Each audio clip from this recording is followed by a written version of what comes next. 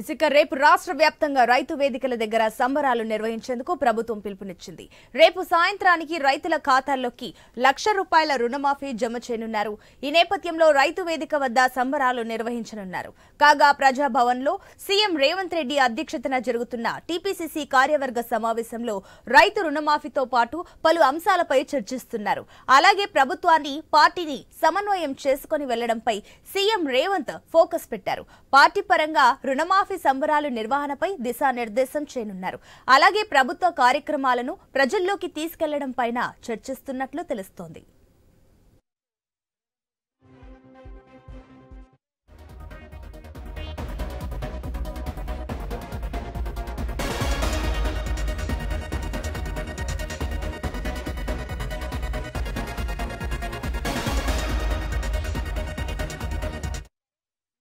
రేపు రాష్ట్ర వ్యాప్తంగా రైతు వేదికల దగ్గర సంబరాలు నిర్వహించేందుకు ప్రభుత్వం పిలుపునిచ్చింది.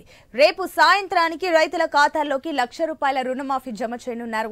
దీనికి సంబంధించి మరిన్ని డీటెయిల్స్ మా స్పెషల్ కరెస్పాండెంట్ సునీల్ అందిస్తారు. ఎస్ సునీల్.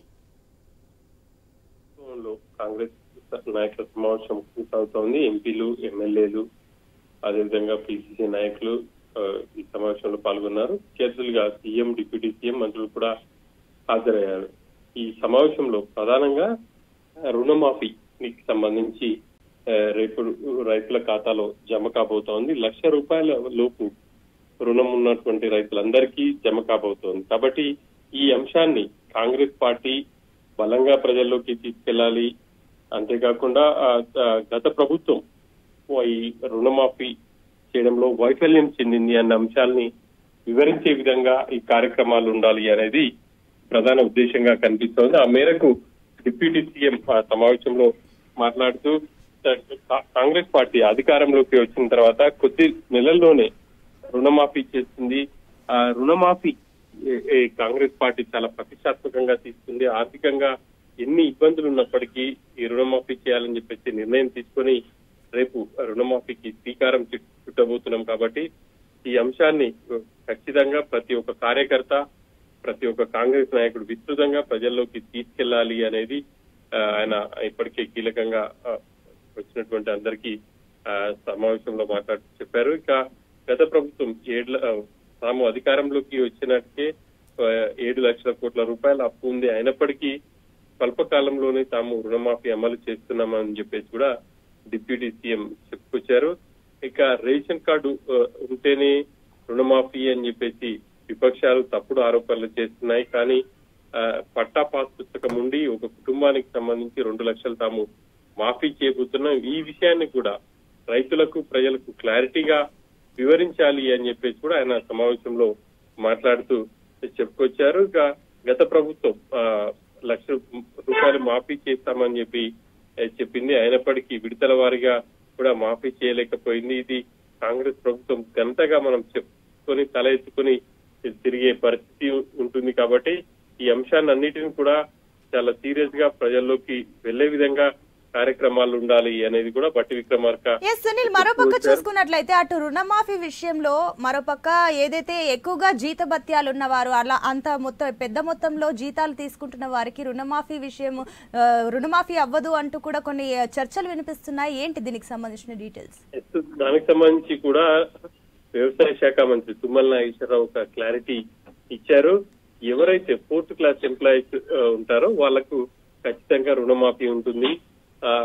ఆ గ్రూప్ 1 ఆఫీసర్స్ కానీ, గ్రూప్ 2 ఆఫీసర్స్ కానీ, ఆఫీసర్ లెవెల్లో వాళ్ళకి మాత్రం ఇటు రుణమాఫీ వర్తించబోదు అని చెప్పేసి ఆయన స్పష్టం చేశారు. ఇంకా ₹1,00,000 లోపు జీతం ఉన్న వాళ్ళందరికీ కూడా మాఫీ చేస్తామని చెప్పేసి ఆయన ఒక ప్రకటన కూడా చేశారు. ఆ మేరకు రేపు మొదటగా ₹1,00,000 లోపు రుణం ఉన్న వాళ్ళందరికీ కూడా మాఫీ కాబోతుంది. ఇక మరి కొద్ది రోజుల్లోనే మిగతా అంటే ₹2,00,000 పైగా ఉన్న వాళ్ళది మరి కొద్ది రోజుల్లోనే మాఫీ కాబోతుంది. ఆగస్టు 15 లోపు పూర్తి స్థాయిలో రుణమాఫీ చేస్తామని చెప్పేసి కూడా ఇప్పటికీ ప్రకటించిన నేపథ్యంలో ఆ ప్రకారంగానే ముందుకు వెళ్తామని చెప్పేసి డిప్యూటీ సీఎం చెప్పారు. ఇక సీఎం రేవంత్ రెడ్డి కూడా తాము అధికారంలోకి రాగానే 6 గ్యారంటీ హామీలను అమలు చేస్తామని చెప్పాము. ఆ మేరకు ఒక్కొక్క గ్యారంటీని అమలు చేస్తూ పోతున్నాం. అయినప్పటికీ విపక్షాల నుంచి వచ్చే తప్పుడు ప్రచారాన్ని బలంగా తిప్పికొట్టలేకపోతున్నామన్న ఒక వాదన కూడా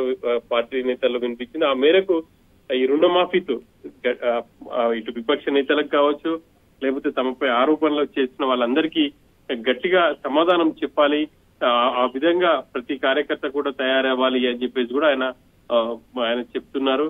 సునీల్, మరోపక్క చూసుకున్నట్లయితే ఇప్పుడు ఈ రోజు జరిగే ఈ టీపీసీసీ సమావేశంలో కేవలం రుణమాఫీయే కాకుండా ఇంకా పలు విషయాలపైన కూడా సీఎం ఫోకస్ చేసినట్లు తెలుస్తుంది.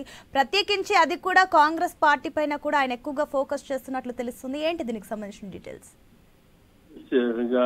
ఇంకా రాబోయే కొద్ది రోజుల్లోనే కొన్ని పదవులు భర్తీ చేయాల్సింది, వాటికి సంబంధించి కూడా ఈ సమావేశంలో చర్చించబోతున్నట్టుగా ప్రచారం అయితే జరుగుతుంది. కానీ ఇక పూర్తి స్థాయిలో మరి కాసేపట్లో వివరాలు తెలిసే అవకాశం ఉంది. ప్రధానంగా అయితే ఈ రైతు రుణమాఫీ అంశాన్ని కాంగ్రెస్ పార్టీ మాత్రమే సాధ్యం.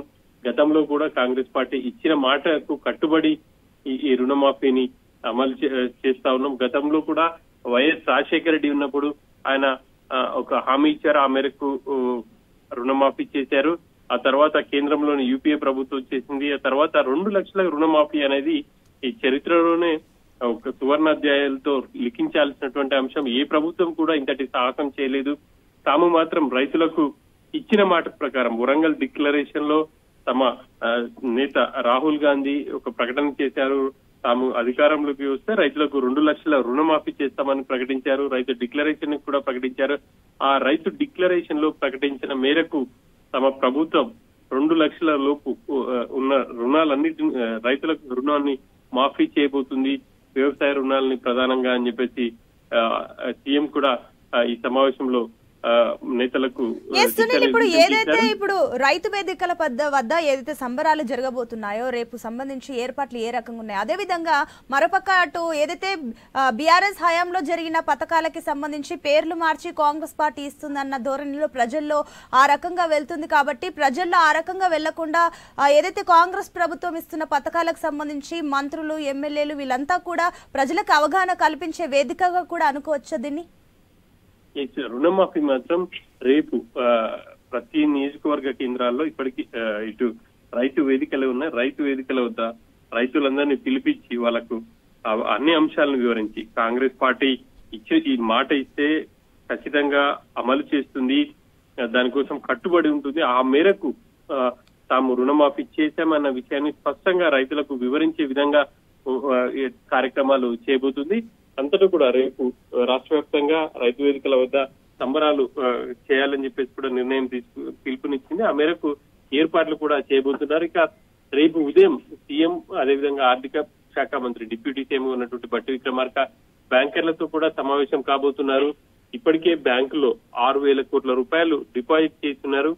ప్రతి రైతు అంటే ఎవరైతే ₹1,00,000 లోపు రుణం ఉందో వాళ్ళ ఖాతాలో వేసిన తర్వాతే వెయ్యాలి ఖచ్చితంగా. దానికి సంబంధించి గతంలో మాదిరిగా గత ప్రభుత్వంలో కొంతమంది రైతులు వాళ్ళకి పాత బకాయిలు ఉంటే వాటిని ఆపేసుకున్న బ్యాంకర్లు అప్పటికప్పుడు తీసేసుకున్నారు. అట్లాంటివి జరగకుండా ఉండాలి అన్న ఉద్దేశంతో రేపు ఉదయం బ్యాంకర్లతో కూడా సమావేశం నిర్వహించబోతున్నారు. బ్యాంకర్లకు కూడా స్ట్రిక్ట్ గా వాళ్ళకు చెప్పబోతున్నారు, ఖచ్చితంగా రైతుల అకౌంట్ లో జమ చేయాలి. ఆ తర్వాతే వాళ్ళకి సంబంధించి ఏమైనా రుణాలుంటే వేరే అప్పులు ఏమైనా ఉంటే వాళ్ళు బ్యాంకర్లు అకౌంట్ నుంచి తీసుకోవాలి, కానీ ఖచ్చితంగా మాత్రం రైతు అకౌంట్ లో జమ చేయాల్సింది అన్న సూచన చేయబోతున్నారు. ఇక రేపు సాయంత్రం వరకు రైతుల అకౌంట్ లో ఖచ్చితంగా ఈ డబ్బులు అనేది జమ అయితే ఆ తర్వాత వీడియో కాన్ఫరెన్స్ ద్వారా కొన్ని జిల్లాల రైతులతో సీఎం అదేవిధంగా డిప్యూటీ సీఎం వ్యవసాయ శాఖ మంత్రి కూడా మాట్లాడే అవకాశం ఉన్నట్టు తెలుస్తుంది. మరి ఏ జిల్లాలతో మాట్లాడతారో మరి కాసేపట్లో తెలిసే అవకాశం. మరోపక్క చూసుకున్నట్లయితే త్వరలో జరగబోయే స్థానిక సంస్థల ఎన్నికలకు సంబంధించి కూడా ప్రభుత్వం సన్నద్ధమవుతున్నట్లు తెలుస్తుంది.